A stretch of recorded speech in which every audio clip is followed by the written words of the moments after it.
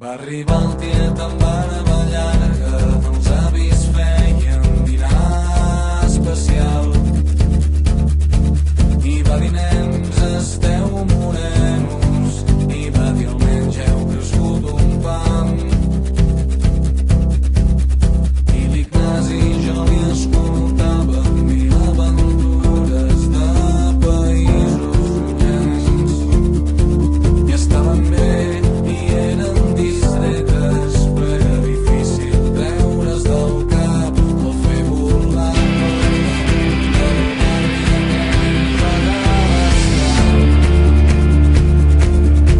per fi a baix vam situar-nos a una distància prudencial de les senyores que es bronzejaven i dels cotxes aparcats. Vam estudiar els corrents de l'aire, vam assecar-nos que sudor de l'estómac. Però el bumerang s'encallava